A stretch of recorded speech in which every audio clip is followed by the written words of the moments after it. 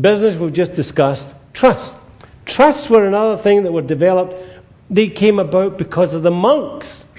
The king decided, we're back to fair old England, the king decided he was going to punish the monks because they didn't do what he wanted them to do. He was going to steal the property. And the cunning little characters, they gave the property to somebody else. And they used the property. But they didn't own it. Another person owned it. They had it in trust. Good little move. Now, our government over the last couple of years has moved to make trusts not worth a pinch of poop hardly. But there are still situations where they're useful. For example, a superannuation company and a self-managed superannuation operation is a trust. And you can use that, and I'll tell you how you can use that to your advantage. Hybrid trusts, keep away from them. There's no need to cause yourself hassles. Tax department hate them, and therefore you always get looked at. Try and stay below the radar. Now, pay yourself first. Who pays themselves first? I love it. Have a look around you. There's a very, very small percentage pay themselves first. What does that mean? Let me tell you a story. Go to the movies one night. And here you are, in the front seat here. Man, wife, you look a funny wife, I'll go this way. Man, wife, and the kids, all strewn out in the front seat here. On here is the bank manager. On the other side of the aisle, there's the bank manager, a sander manager, the leasing manager, and Uncle Tom Cobley and all that you owe money to, right? So family's here and you're sitting with them. And the place goes on fire. So naturally, you get up and you run over here, you grab the bank manager, and you run out with him, make sure he's safe. And you run back in, and you get the Asanda manager, and you run out here and make sure he's safe. And the place is billowing with smoke, going on fire, and the family are still sitting there. Then you pick the other people you owe money to, and you run out with them. Is that what you do? Is it? In point of fact, it is what you do. Because you take care of them, and you don't take care of them. When you pay yourself first before you pay them, you're taking care of them first and not them. So you should take 10% of your income and you should make sure it's locked up and you can't use it. That should be your long-term safeguard. But most people don't do it because, it'll never happen, won't it? 1929 they were jumping out of windows because it'll never happen. Pay yourself first. It's about preparation. It's about being prepared. You know a funny thing happens? When you pay yourself first, you suddenly find that your budgeting skills improve. I took my wife. I was speaking at a seminar in Honolulu. And May doesn't often come because, I said, I'm going to Fiji. You come? No, don't do third world countries. I'm going to Indonesia, you coming? Are you joking? Going to China, don't do communist countries. I'm going to Hawaii. Why didn't you ask sooner? So we're off to Hawaii, and she actually sits in the seminar. And she audits this seminar by a guy called Jim Robinson. And Jim was talking about what you need to do to really budget well. And it made such an impression on me that she decided she'd actually try it. And one of Jim's lines was, get yourself a notebook and write down every single halfpenny that you spend. Everything. Don't miss anything. And then look up at the end of the month, and look at where you spent the money and how you spent the money. And you will be flabbergasted. Right? And as an aside to that story, because she sat in with Jim, we're flying out of Hawaii and we're just climbing out and settling down. You know how you are after the takeoff. You're just relaxing and getting yourself ready to have a sleep or whatever. She leans over and she taps me in the knee and she says to me, I'm so sorry. For what? She says, I now know what you've been trying to do over these last 30 years. She says, I've just circumvented you every turn. No, you haven't. You think you've circumvented me. What do you mean? Well, would you like to see what net worth is? Yes. So I sketched out her net worth, passed it across. She looked at this and she said, how do I get my hands on some of that?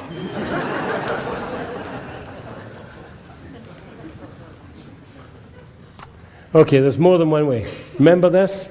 I hope that made an impression on you. You need that $1 million in the bank if you're going to retire in comfort. Because by the time you retire, you especially, the kids in the audience, by the time you retire, the government will not be paying pensions. Won't happen. Scared? Yeah. You need to... Anybody know this? Anybody know PPP? In aviation... I've cleaned it up. Pitiful poor planning. And you know what the first P normally is. Poor planning. Pitiful poor planning leads to a pitiful poor performance. So you plan to do the right thing. You plan to get your life in a stage where you are running your money's not running you. Your life will take a different turn. You need to plan now. It's right now. It's no good waiting until you're 65 and saying, I wish I'd done that. Too late. You could be part of the 51, the 55 that are still going to have to work for a living. What a terrible thought. Self-managed funds. This falls into two categories. There are those among us tonight that physically own their own business. If you don't have a self-managed super fund, if your accountant hasn't got you into one, you need to change your accountant today. The benefits of using a self-managed fund are extraordinary when you learn to use it correctly. I'll give you one slight variation to the norm. What normally happens in a self-managed fund, the husband and wife are the two beneficiaries. And if they're young, then the number of dollars that they contribute are small. So you think out the square. So what I used to do was I'd take the husband, and then I'd take his mum and dad if I could, if they were still around, if they were under 70, right? I'd take his mum and dad and I'd make them and him the beneficiaries. I'd get maybe, now I'm out of date in numbers here, okay?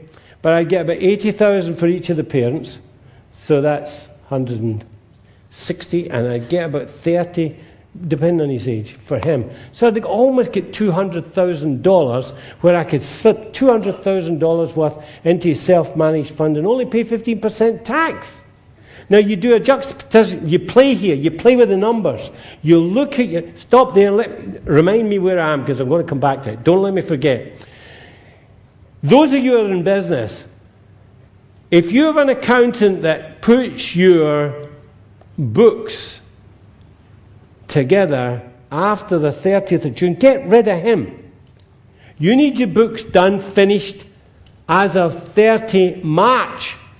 So you can see what the profit level is, and you can organize the next thing. You know what the tax department does? They look at the 30th of June, and they see if you've done extraordinary big amounts of dollars into something to mitigate the tax. But if you take a 3-month period, they don't look there. Right? You've got to be a little more cunning than them.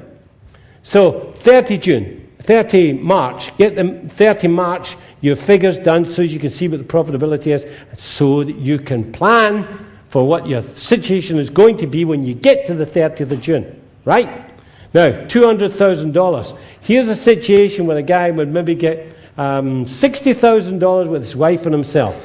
Whereas if you think laterally, you use him and his parents, $200,000. You use the wife and her parents for another superannuation fund. You get another $200,000. There's almost $500,000 in a company, if you need it, that is only going to pay 5% tax, 15% tax. Good idea? You think out the square. You think, how can I get what I want here? Now, those of you that are PAYE, you can have a self-managed fund.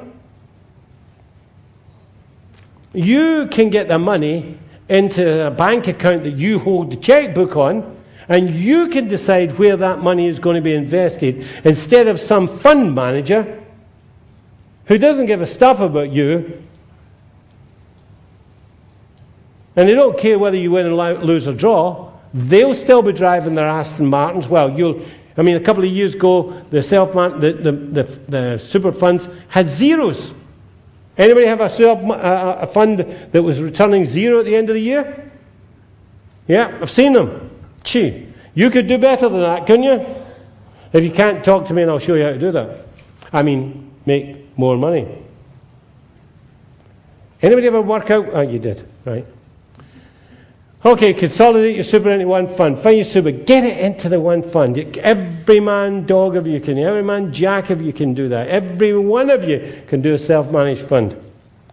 You need to think laterally in everything that you do. Ask yourself, how can I best do that? And then the next thing you do, one of the nicest things that you will find coming to these sort of events, two things. The person sitting not next to you, because that's usually a friend, right? But the person next to that, or behind you, or in front of you. You need to build up relationships with one another. You need to build up relationships with the other speakers. You need to buttonhole them anytime, and you'll find that all of them will talk to you. All of them will be more than happy to take some time and just sit down. What do they want for it? Nothing. They just want to talk to you and help you. That's what they're here for. That's what they're getting paid for. That's what they pay me for. They pay me here, come tell you some ideas that might help you, and then be prepared anytime you see me. Stop me! What do you do about this? What do you do about that? I'll give you the best shot that I've got, you know. Tell me your wife can't budget, and you've got the same problem as me. I can't help you there. But you think differently. You will find that as you go away from the development that goes through in your mind as you do the home study, and as you do the seminars on a personal basis together like this, you start to think differently. You need to start thinking, I can do things differently. I can make more money than I've done in my life before. I just need to learn how. And you hear about people all the time. You know, you hear about them in, you know, the programs after the news at night. What do you call it? 7-day... What do you call those programs after the news programs? I just saw one recently. This lassie had 16 or 17 properties. I'll bet you a penny she started at one of these type of seminars. Okay? Now, think about this. This is why you're here. Because you're trying to think out the square. Stop doing the same thing over and over and over and over again, looking for a different answer. It doesn't happen. It's insanity to do that. Right? Oh, okay, so I made a point. It is insanity. People would say to me when I was running ITV, will you be my accountant? The answer is always no. I never came to these deals with cards. You know, business cards? You know why? I know my name. Why would I want a card? Anyway, I never came to these deals with cards, because my attitude was I wasn't here looking for business. I was here to try and change your attitude to things you were doing. So will I be your accountant? No. That was one of the, shall I say, the weaknesses when I did a presentation. One of the nice things then, that's going to change here. You now know that that's going to happen through the organization. When I still owned ITP, it was still no. I didn't want to do it. If you're looking for somebody that thinks like me, weirdly, oddly, totally, completely out of the square. You know the tax department has changed the law on superannuation companies 3 times in the last 10 years. Anybody any idea why? Because they moved the goalpost because of things I was doing. And with all the people that were doing it, and they didn't like it. So they just kept moving the goalposts. I just kept moving with them. See, you've got to remember, when people write these laws, they usually write them with a little loophole for themselves somewhere along the line. You've just got to find the loophole. And most of the people that write these laws are lawyers. Look at it and think about it. The company is, as you know, bringing the accountancy in-house. This is where you can be sure that the people you're talking to think along the same lines as you. Or maybe the other way I should put that is the people that you are talking to are the people that thought the way you now do. And they're there to help you process that into action. Now, that's one of the good things I think Jamie's done in the last 3 years. Along with the finance, the internal finance. I think it's brilliant. The strength that comes from that, and the ability to talk to somebody that talks your language, or the language that you're learning to talk. It's brilliant. It's brilliant. And you should utilize it as much as you can. But if you don't use the company's one, let me give you another simple piece of advice.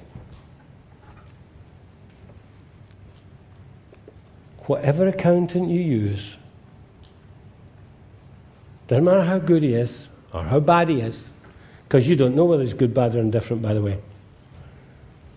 Whoever he is, I want you to practice the following phrase.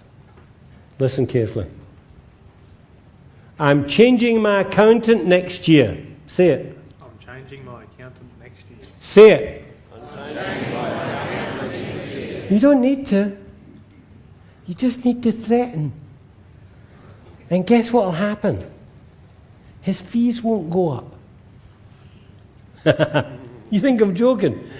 You think of any accountant you've been with, the fees for doing the same sort of work just keep on chumping it up each year. And they chump up. I get really irritated and annoyed at this. When you say to somebody, I don't like your fee, that's expensive. Oh, let me knock it down by $500.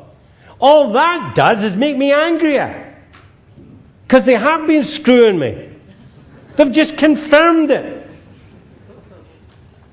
I'd rather they said, no, that's my fee, take it or leave it. I'd probably take it. But when they confirm that they're just ripping me off, I get really annoyed. So, what are you going to say to your accountant? I'm changing you next year. I'm going to change my accountant next year. Oh, why? Well, I just think we need a change. That's all you need to say. Don't need to be confrontational. Your fees that year will not rise. Do you like that? Any questions?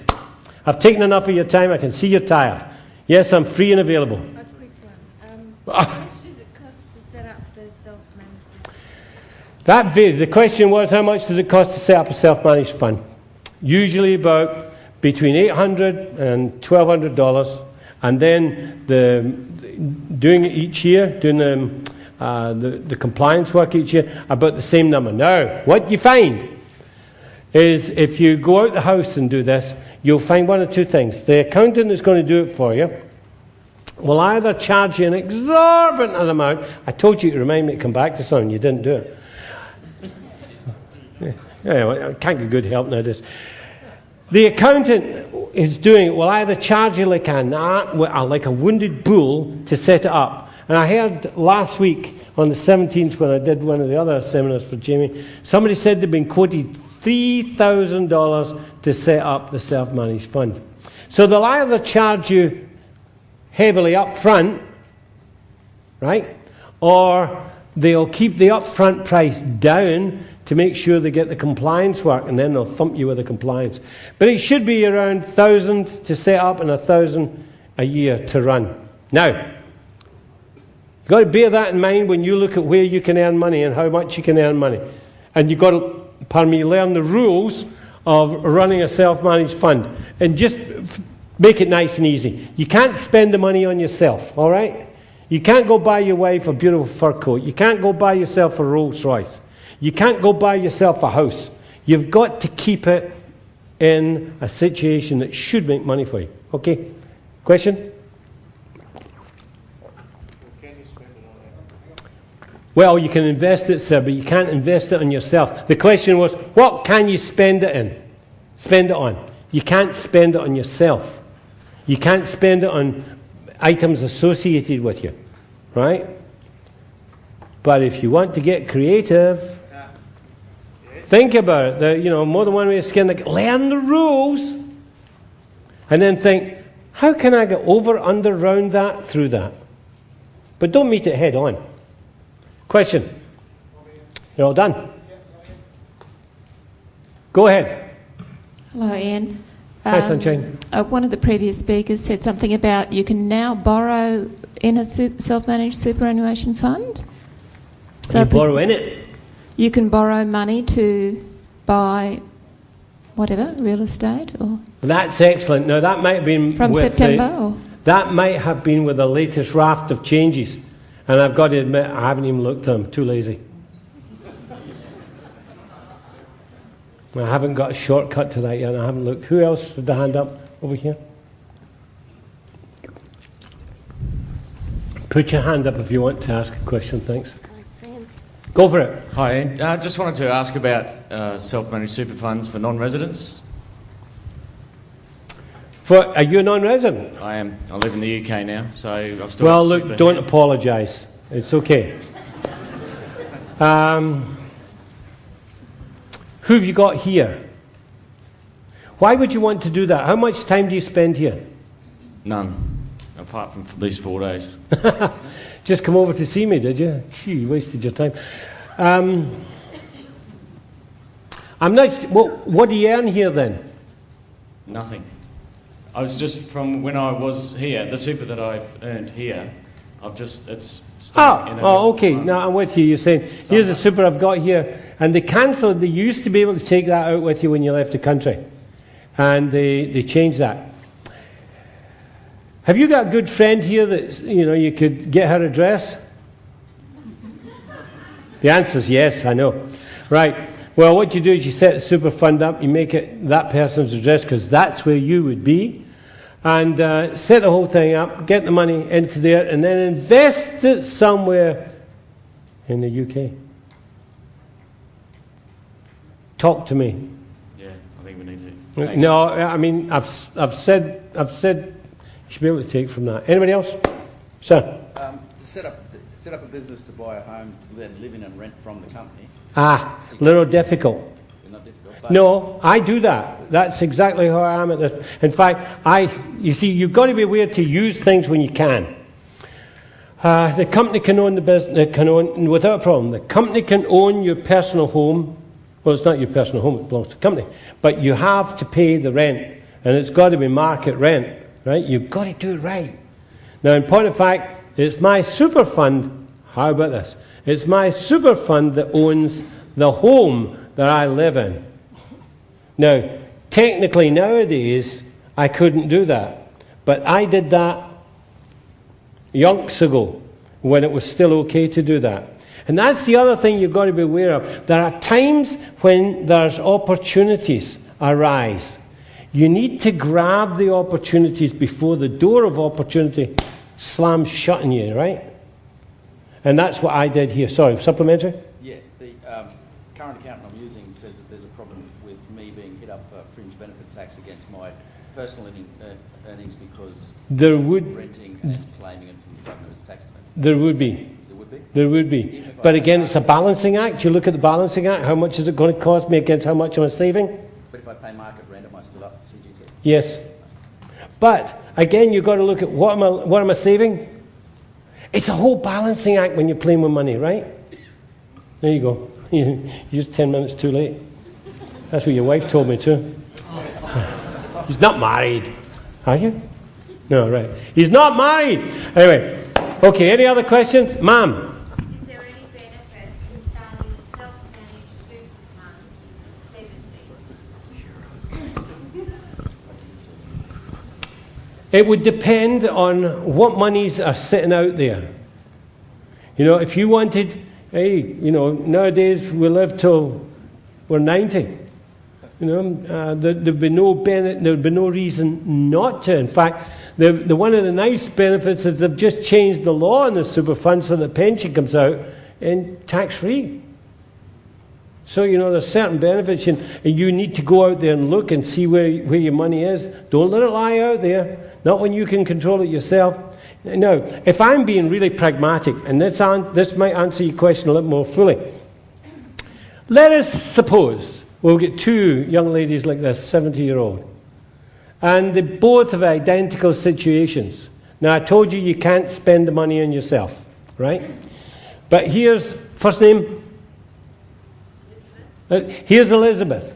So Elizabeth and Joan are in the same situation. And so Elizabeth gets her self-managed super fund set up, and she gets all the money she's ever earned in her life into that fund. Joan over here, the other way around, wasn't it? Joan over here does the same thing, but then they get cunning.